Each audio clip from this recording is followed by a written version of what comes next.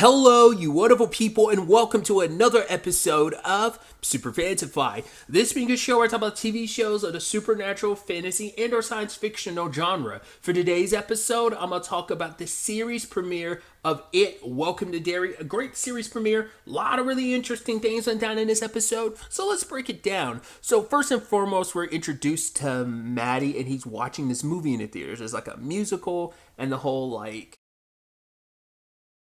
theme of I'm sure if you really break down the lyrics, I just couldn't quite get all of them, but I'm sure it's not going to be the last time we hear the song maybe. But the whole trouble, trouble, trouble, and kind of look out for these signs of trouble in your town, and this guy's kind of warning an entire town and parents about if your child starts doing this, they start talking a certain way, dressing a certain way, you got to keep your eye out, which is interesting considering obviously the thematic element of what this series is all about.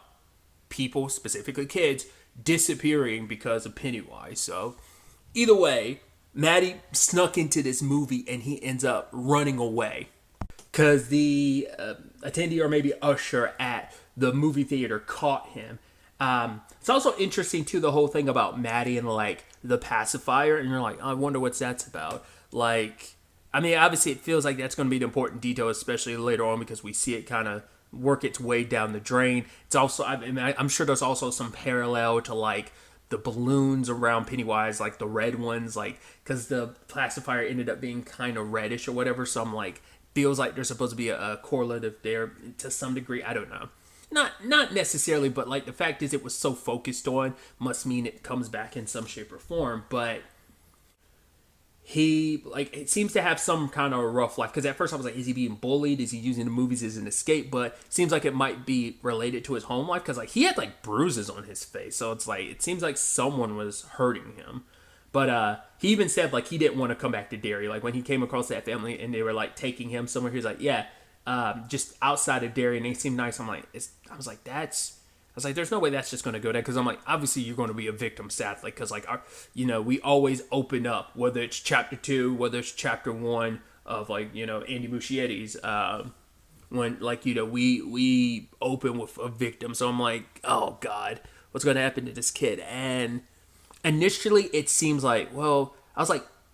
he's with people, so it's not going to go down that way, right? But then little things like them acting weird, especially the daughter, messing with, the liver and trying to put it all in Maddie's face. And I'm what the fuck? And then the family starts getting twisted and weird, especially when Maddie's wait, I thought you said we were going somewhere. Why are we going back to Derry? It's the funny thing is, you were driving straight, and somehow you miraculously end back up at Derry. At first I was what's going on here? Because usually Pennywise is only doing one person at a time. To be fair, it's he had, but he had shapeshift and stuff like that, sure, but it's multiple people like that. It's kind of interesting. I was oh, we're going to probably see Pennywise move in a different manner in this series, but it's just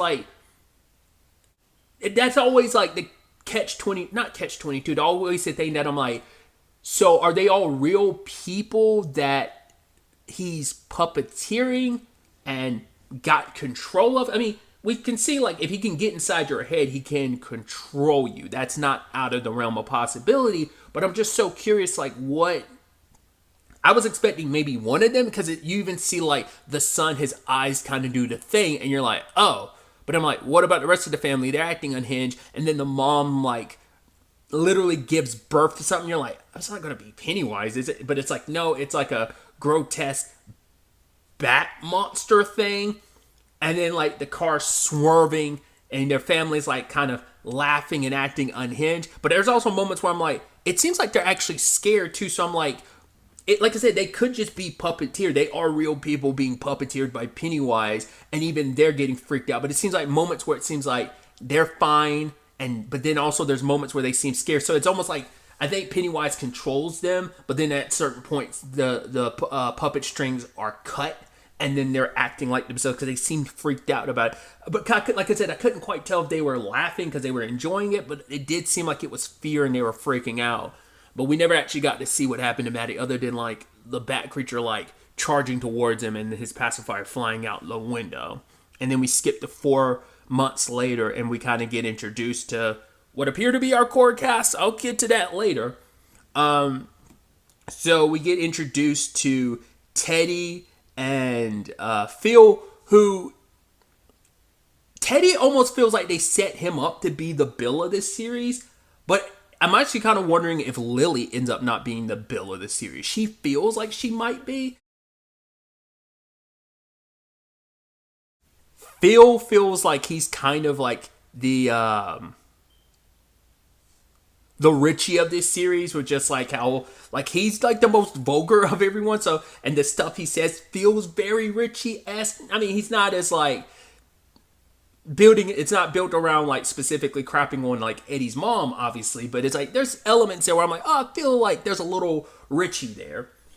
His whole diatribe, I mean, his obsession with like aliens and stuff like that. Even that conversation he has later on with Teddy, where he's like, "Oh, why do men have nipples?" And he's thinking like it's because if anything ever happens to women, men are next in line to basically start breastfeeding children. I was like, wow, like how he makes those leaps in logic and stuff like that. But it's also like he's all about aliens, and he's very much like a.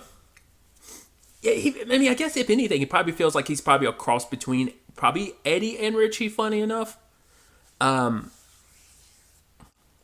then Lily seems to be like the person everyone's like not necessarily making fun of, but they seem to kind of keep their distance from because of like what happened to her dad. Because initially when they open her locker and the pickles fall out, my immediate thought was like, oh, is there some kind of sexual connotation to that? Because like I thought there might be like, as you know, like with the Beverly situation, the rumors were scattered around about her being with like multiple people and stuff like that, having slept with multiple people. So I didn't know if this was kind of correlative in that regard, but it's like, no, it's even deeper, and it's because her dad worked at the pickling factory, and like they jar pickles and stuff, and he went back for something she left, and he ended up getting caught in the machinery, even though he thought he turned it off, and he ended up dying. So Lily has a lot of guilt about that. Her mom pushing her to like visit his grave because it's like it's been over a year, but she doesn't want to. I forgot what her mom said, and then it seemed like it was coming from a place that seemed a little insensitive about like, you know, people have to. I guess it was almost like her mom wants her to kind of find a way forward, and it's like a year of you being kind of stuck like this. Like maybe her mom was coming from a good place, but it just, I don't know, like people grieve in their own way, and I guess it's like she feels like you're not facing the reality of it. You also have to consider like, well, this is the 60s, so how they think you should get over grief and handle grief is moving forward, but it's like this is also a time where literally everyone bottles up their feelings. No one wants to, you know, shed anything. Like, you know, it's acceptable up to a certain point in time, but other than that, it's probably like a whoa, what are you doing? You know, get your shit together type of mentality, I think. So I think that has to be like maybe incorporated into that thought as well. The only people who seem to like be the most concerned about Maddie's disappearance is Lily and Teddy, because both have guilt associated with it, which obviously is going to be something Pennywise obviously uses against them. But like Teddy's like, they were basically, him and Phil were paid to go to Maddie's birthday party. In fact, Teddy was like, his mom gave us the candy to go there, but it's like, we didn't even know it was his birthday. And it's like, why? Once again, it's like, who else showed up there? Finding out like, oh, the only people you considered your only friends ended up only being paid there. You weren't really there because you wanted to be. Because even they kind of made it sound like, oh, we didn't really, well, at least Phil made it sound like they never really hung around Maddie. It seemed like more like he was a charity case or something, like, oh, I guess we'll be friends with you. Like Phil and Teddy are real friends, but like I think Teddy considered them friends with Maddie, but it's probably a thing of we didn't really know you that well. And now in retrospect, it's like maybe if we did, maybe we could have helped you out. But we don't know what happened to you, and we seem to be the only ones who get. Well, at least Teddy is, and Lily's driven by regret because the little hangout spot, that little overview of Derry, he took Lily there. And she shared with him what happened to her dad because she doesn't talk to anyone about it, because I think her mom probably doesn't want to talk about it. And who can she talk to anyone about it? Because without it, like, pushing people away, because she seems to be like mixed in with like the popular girl group, so she kind of has to play into that, and it's just like she has a certain image to kind of keep up, I think. But she kind of recognizes how much those girls aren't really the best of people. Like, the fact is, you can't even talk about something painful like that. They're not there to support you. Like, even her friend she even calls her out later on, like, oh, are you more worried about how it'll make me look kind of crazy, or is it more so about how I look will reflect badly upon you? I mean, because her friend is concerned about, like, oh, I don't want to look like I'm bug-eyed. These glasses make my eyes look huge and stuff like that. She cares about that because, like, her appearance and her popularity, she wants to be in with that crowd. So, understandably, she's, like, that, and she's a kid, like, all that matters to you. No one wants to be the outsider. Everyone wants to be included. And I think now here's the situation of, like, and maybe that's also why Lily and Maddie kind of connected. But then, like, Maddie tried to kiss her, and she pulled away. And it's like, and he kind of was down about it and left. And she feels guilty about it because I think that's probably the last interaction she had with Maddie. Because that was like a little before he disappeared. Because that was like New Year's Eve/day. So that was like around the time he disappeared, and you're like, oh, that sucks. Because she's like, no, we're friends. I wasn't expecting you to like make a move or something like that. And she was just caught off guard. So, but she probably legitimately didn't think of Maddie like that. Thought we were just friends. But it wasn't any issue with him. It was just like I don't see you that way type of thing, sadly. But that regret is eating away at her. And she has those charms, and one of them is a turtle, and they're supposed to be good luck. Which is interesting because there is that turtle theme of like, the mascot is a turtle, but I think that's also related to the whole like duck and cover element of it, of like nuclear fallout and warfare seems to be kind of a concern. Especially that conversation, and I wonder if there's going to be more to that, because like they focus on it at the beginning, the whole conversation about radiation and like the birth defects and stuff like that being concerned. But I think it's supposed to well up like that type of fear. Is to kind of make people a little on edge. And like I said, even to the point that you have that in school, being like, oh, duck and cover. Really quickly, what I thought this was so interesting, where it's like Teddy and comic books, which is really interesting. One of the comic books he was reading initially is The Flash, which is interesting because, Andy Muschietti directed the Flash movie. But also the next one ended up being a Batman comic. But then it's like, well, Andy Muschietti has his connection to Batman. Rumors, speculation, all that aside. But like he was initially attached to the Batman movie for the DCU. So it was like, oh, that's interesting.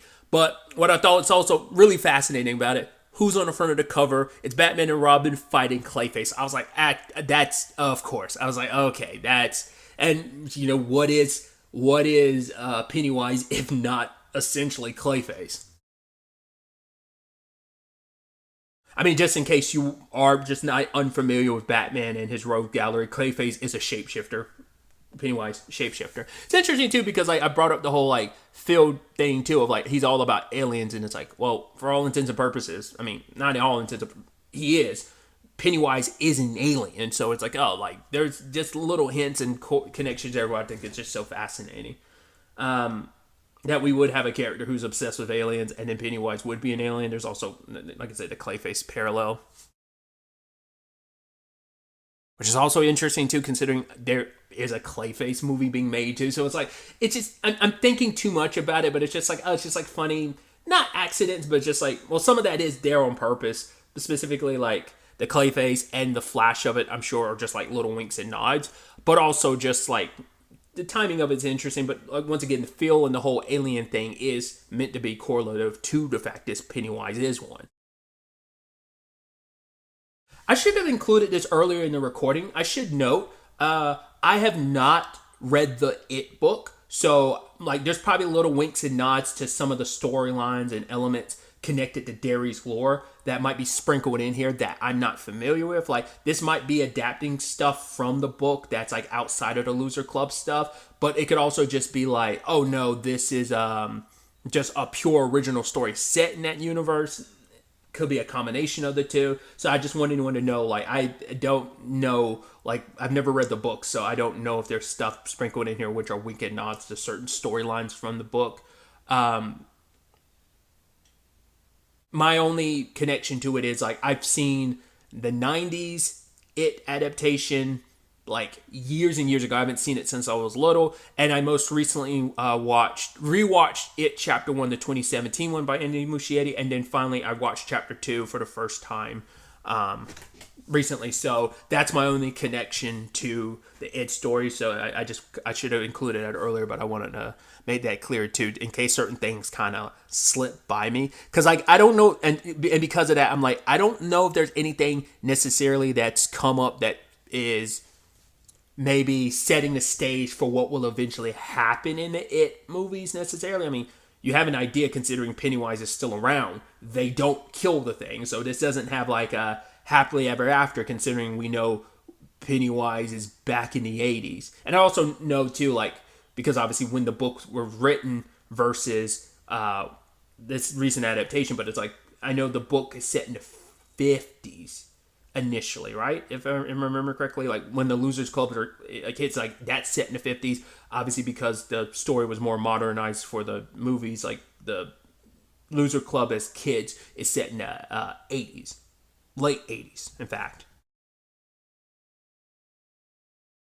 Circling back to Teddy really quickly, I should start with Lily, because Lily heard Maddie in the drains of her tub, which that's why I was also bringing up too. Like, there's the interesting parallel in that regard to Beverly, because she like dealt with like the piping, I think, the most of anyone in the Losers Club. I don't think anyone else did in that same. I mean, I guess you could make the argument Bill did just because of Georgie and stuff like that. So he had a connection to like the sewer system, but like Beverly's the one that had a more direct connection, at least like drain wise. So for that to kind of be in Lily's case as well is interesting.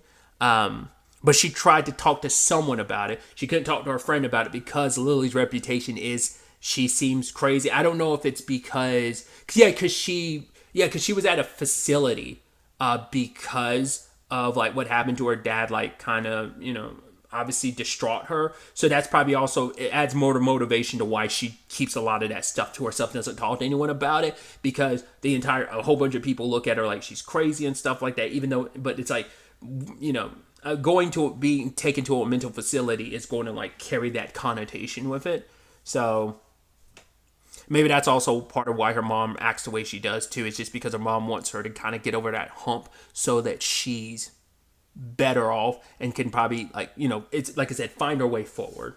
But anyway, she ends up talking to Phil and Teddy about it, and Phil is the first who's very dismissive of it because it's Lily who's, the messenger. But then, Teddy has like, he's like, it's not improbable, but he's just like, I'm having a hard time believing this. And Lily feels like, right, no one believes her. She can't go to anyone about this. She was hoping at least they would believe her.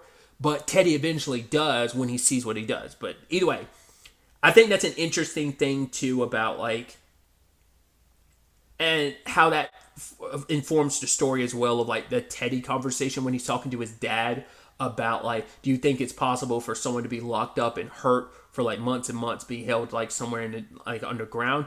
And his family's very dismissive of it. But his dad kind of brings up a very, I think, poignant point. And that's the whole thing of, we don't need fiction when reality has shown people like us, them being Jewish, how cruel humanity and humans can be.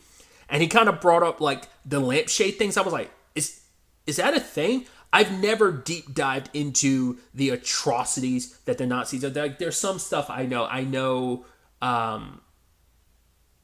them burning people. I know the gas chambers, but I've never dived into the extensive like cruelty of what the Nazis have done and did so. But like I actually had to Google it, which I'm like, oh god, I think hopefully that's not staying in my Google Google results. But yeah, I Googled that, being like, is that true? And I saw conflicting information being like, at least on a mass level, that's kind of folklore. but I was seeing something saying like there was certain like a lampshade from a certain camp that was tested, and it was like someone tested it was like it certainly is it's certainly human skin or something like that was the word. Certainly was the word to use. So I was like, huh. So maybe like there. I mean, and it seems like it is known that the Nazis did take people's skin to test different things, but like the lampshade stuff specifically, like it seems like I saw stuff saying like there's at least one or two cases of that, but then like other stuff was like that's not real. Like I said, it's just folklore. It might have been stuff that the Nazis used just to scare people. But like it does seem like there might be validity to that. But either way, whether it is like it's twofold of either it is true and it just didn't happen that often, but it was so the purpose of to also sow the seeds of fear, knowing like, oh, this could happen to you. It's like, it's, you know, and also when we're dealing with in the element of like, what is fear? And especially in this particular story and what it represents. And then for Teddy to see that, like the moment he kept clicking the light off, I'm like, what's going to happen? And you see like, before he turns the light back on, you see that the lamp's a little different. And it's just like, oh God, oh, that's just so creepy and disturbing. But because of that, he ends up talking to Lily and Phil about it. And then like that scene where he's just throwing up. I mean, understandably, that would just rock you to your core. And then to see something like that, like, and yes, it's terrifying. And so they go to the library to get some more information, ended up having to inadvertently bring Phil's sister along, Susie, because they had no choice because it's, his parents didn't have a babysitter, so he got stuck. So they look into it, they find out where Maddie was the night he disappeared, and then they go and track down, like, oh, there's a 12-year-old girl that's not mentioned, and it's Ronnie, so they go to visit her, and Ronnie doesn't want to get involved because she's like, yo, my dad, do you know how many times the police came around? It's like, yes, it's a white kid that went missing. You're a black guy that works at the theater. So it's like, yeah, they were going to put that on you. So you're like, yeah. So she initially did not want to get involved. But the moment they referenced the singing and the pipes, she immediately like knew what it was too.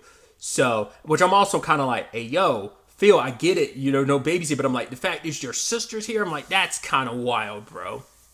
And so they decide to go investigate. They wanted to make sure it was the same song. So Ronnie takes them to the theater to play the movie. And then there's kind of that sad sequence where they're in the dark and they hear some sniffling and they're like, and Phil's like, yo, Teddy, is that you crying? He's like, no, I'm not crying. But, you know, it's not just him. Lily starts crying too.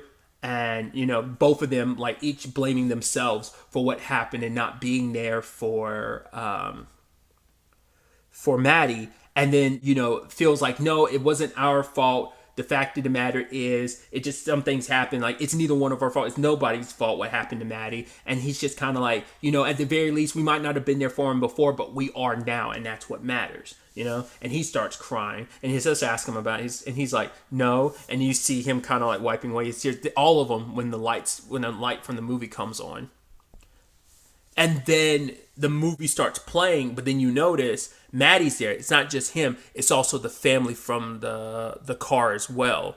Because there was a news part of one of the newspapers. There was an article that says like, man dies in like car crash or killed in car crash. I'm like, I'm wondering. I mean, I was like, not unless that's something correlative to like a different. Because like, aren't some of the Stephen King stories supposed to all take place in the same universe? Isn't that what like I think they are supposed to all kind of connect and take place in the same universe. There are things that overlap, but like I don't know if that's like correlative to another story in the Stephen King verse or not.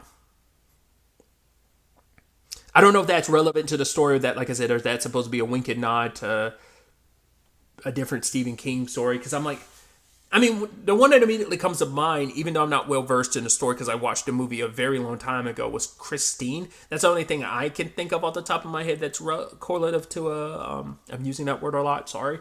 Connected to like a car is that, but like I said, it could be something else, or like I said, it could be relevant to this story. It could be relevant specifically to that family, but it says man killed in car crash, not unless it's a thing of only his body was found and no one else's type of situation. But like typically with Pennywise, when you're dealing with people, you take everyone because in that movie, it's everyone: the father, the children, and the mom as well um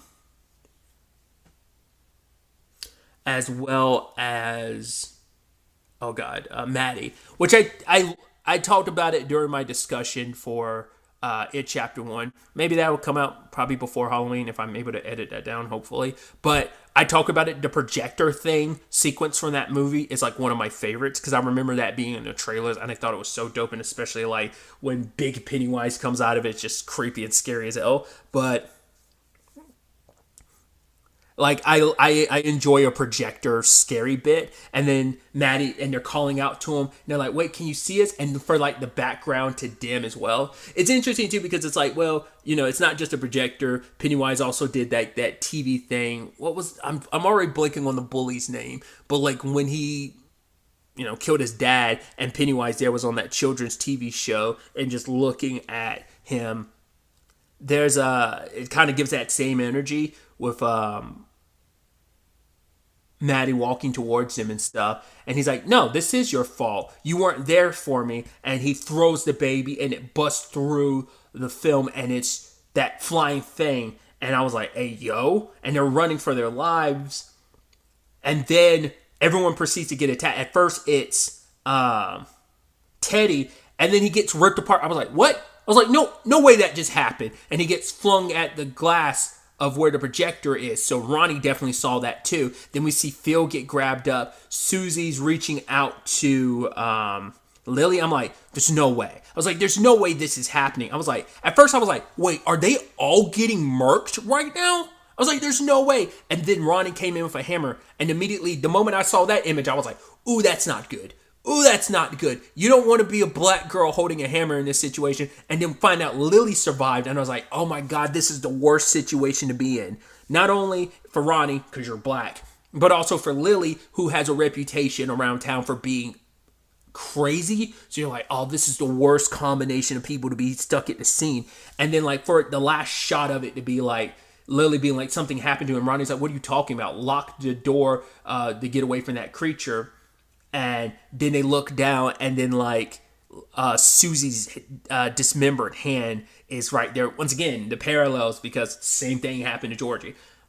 Like I said, I don't remember from the 90s one. I doubt that they definitely didn't show it, but I don't know if that's like implied in the books of what happened to Georgie, and then like the 2017 version just showcased it. Once again, I remember it's still just as tense watching it the second time because I'm like, I know it's coming, and it's still brutal to see a little boy get his arm chopped off and then like scrambling, trying to crawl away for help with one arm. And you're just like, Jesus, the imagery of that's just like, not even just imagery. I mean, just the scene itself is just so fucked up and disturbing. So, but immediately my brain's like, there's no way that happened, right? Because I'm like, those kids, all of them are in the promotional material. Now, this wouldn't be the first time you've seen like, you get like tricked where it's like, oh yeah, obviously this person's going to be a big part of the story, and they immediately die pretty early on in the movie or TV show, and you're like, oh, I thought you were a big part of this. I guess not. You know what I mean? So like, it wouldn't be the first show that's done that, but I'm like, there's no way you murked all those kids. I was like, I mean, because that's why I was also saying too, it feels like they're setting Lily up to be like the leader of this group, like to be the Bill of this series. But I'm like, Pennywise does mess with people, so it wouldn't be out of the realm of possibilities of like, yes, Lily and Ronnie saw all that, but none of it actually happened. Because we also see like, just because she's covered in blood, like whenever like Pennywise does something to you, it does happen to you.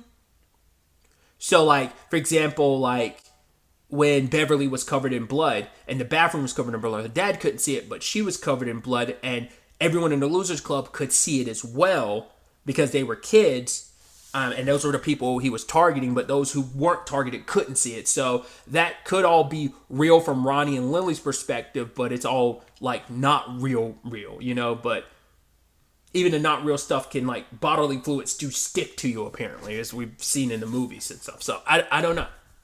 But I that's why I was like, there's no way that happened. I'm like, that'd be crazy if they did it. I was like, that's got to be like undone next episode where it reveals they're all still alive. I was like, there's just no way you murked 3 kids like that at the beginning. You still did it. Even if it wasn't real, you still showcased it, and that's not jarring, but like, once again, that imagery and just the scene itself is just kind of like, whoa, it's meant to be shocking, obviously. It's like, yo, kind of show you there's no holds bar, but like, I'm like, there's no way you did that. Like, it's got to be like, they're got to be alive, and that was just all in Lily's head, which is going to lend itself to like, oh, she thinks she's crazy because so many people have told her she is. So I think it's meant to be like kind of in that capacity. But they saw what they saw because they were all there, but maybe them all getting killed was the thing that wasn't necessarily real. Maybe they each saw something different in that whole sequence. Because that add to it, when Ronnie went in there, she didn't see any of them. So they might have all kind of gotten locked in there. Maybe that's also the purpose, to lock them in there. Like, oh, they're dead. But it's like, no, they're still alive. And they're locked in there with the thing.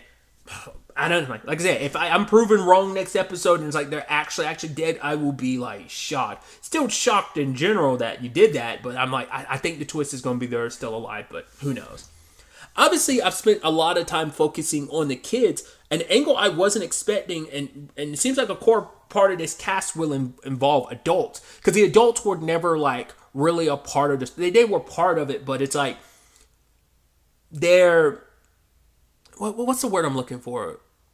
Auxiliary characters. They're just extras. Like, not extras, but like, the adults are background characters because it's meant to be a thing of the kids are the only focus. They're the only ones dealing with this, and the adults are left out of it because it isolates the kids and make them feel even more scared, afraid, and alone, right? So, but I think this story is probably going to incorporate the adults more. Once again, the book is very long, so I'm sure there's a lot of stuff that definitely was cut from both the first chapter and second chapter of the movie, but I don't know how involved any adults are in the books at all. I keep pluralizing that. Sorry, book.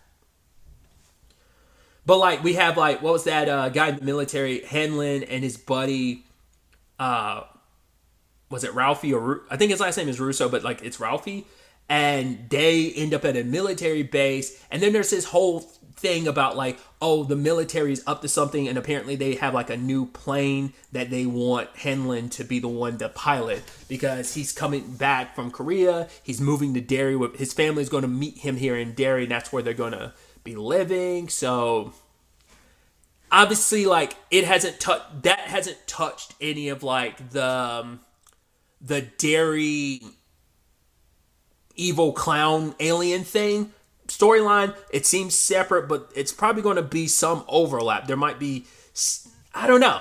You almost feel like, what would that have to do with all this other stuff that's going on, like killer clown killing kids? Like, what the fuck does a military base have to do with that? But there might be a connection. Because he gets attacked because someone is trying to get information about, it's like, right, you're going to give us information about that plane or we're going to hurt you and your family. I'm assuming one of those has to be, I wonder if the twist is going to be one of those is going to be that Masters guy, the guy who didn't like salute Henlon. It wasn't said, but it's, you know, it's understood. It's like, oh, like, because you have to take orders and your superior is a black man, you're not going to be too happy with that. So I was also surprised to see James Remar. I was like, oh, I didn't know you were going to be in this. Interesting. There's also Chris Chalk's character, because I saw, like, they made a point to kind of show him, and he kept giving that look, which I'm like, are you related to... I'm like, there's no way you would attack Henlon. I don't think you'd have a reason to. Masters, on the other hand, like, well, he's got a chip on his shoulder, and he, like, had to suffer consequences for his insubordination. And because James Reamer's character was like, we don't tolerate that shit. But yeah, they're setting Henlon up to be like the pilot for whatever big secret plane that they're setting up for him to ship back out. pilot it to like finish the job, because even Henlon was like, yeah, my issue is he's like, I don't want to talk about it. And it's like, oh, your injuries. He's like, no, Korea, because he's like, we didn't finish the job. So I'm like, interesting. Especially because he has that line he says from his dad. He's like, my dad has always kind of believed that nothing wrong in this country can't be fixed by what's right in it, which I think is interesting. Once again, deeper layers of like, right, a black man having that perspective, especially in this country that doesn't like you because of the color of your skin. I think having that perspective of like, yeah, obviously there's wrong in this country, but there is stuff that's right that can be used to fix it, because not everyone's a terrible human being. No one looks at him as lesser than. There are people who do, but not everyone does. So it's like, but it's like, again, this is also in the 60s too. So there's a lot there that I'm sure they're going to dive into and play into of like, that's also why he is like the main pilot, and he's a high positioning person in the military, especially in Air Force in that regard. So it makes sense why they target him, but it's also, there's no way you can discount the race element to like also why they chose to attack him as well. Luckily, his buddy Ralphie was there to back him up. I was like, there's no way they're gonna like pop him here. But yeah, his buddy Ralphie helped him. But it's like, I think Masters has got to be one of those people, because obviously there's the Soviet angle to it, the Red Scare of it all. So you're like, okay, so it's someone trying to get more information. Because at first I was almost wondering, like, you don't think this is like some test of loyalty, right? But it's like, no, they kept leaning into him with the pipe, that I'm like, I don't think it is. So, but I feel like Masters, at the very least, if he's not behind it, he is definitely going to be a suspect, maybe on Henlon's, so it's like, maybe Masters is supposed to be like a traitor to his country. Maybe James Reamer's character knows what's what, and maybe he orchestrated some of this. I don't know. Like I said, I was not expecting the military route to this. And like I said, it seems like we will be dealing with at least, I wonder what would be considered the A plot and B plot. Because I'm wondering, like, are the adult stuff with like the military considered like the A plot, and even the kid stuff is technically the B plot? Maybe it's like supposed to be like the inverse of what the story traditionally is. Which, I mean, I guess you can make the argument. It's like, well, the kids grow up and deal with Pennywise as adults. So the loser clubs in particular. So you deal, like, the adult stuff is there, but that is like, I guess in the whole scheme of things, like, isn't that like the smaller part of the story? Because like the whole story, I didn't know the story of the book was told in parallel of like how they handle it in the second chapter of the movie. The second chapter, I didn't realize that's kind of how the whole book is told. It's told like through flashbacks the entire way through, like the adult stuff. It's paralleled by the kid stuff. I thought it kind of was structured like the movies are. It's like, no. How the second movie is kind of structured is kind of how the entire book is structured, which I was like, interesting. I only like recently finally looked into that and was like, I didn't know the book was structured like that. Anyway, I'm going tangents and all that aside. Sorry. I'm really interested to continue checking this series out and see where the hell this all goes, where this takes us, what other kind of surprises we get. How these fears that Pennywise is manifesting, how they manifest to scare not only the kids and also like I said, this Henlon and his family, because they haven't even been properly introduced to his family yet. I'm like, man, there's a lot of interesting stuff. I'm excited to see where it all takes us going forward. But really, that's all I wanted to talk about. So the next time we meet, be happy, be safe, live life to the fullest, and enjoy it. Good day and goodbye.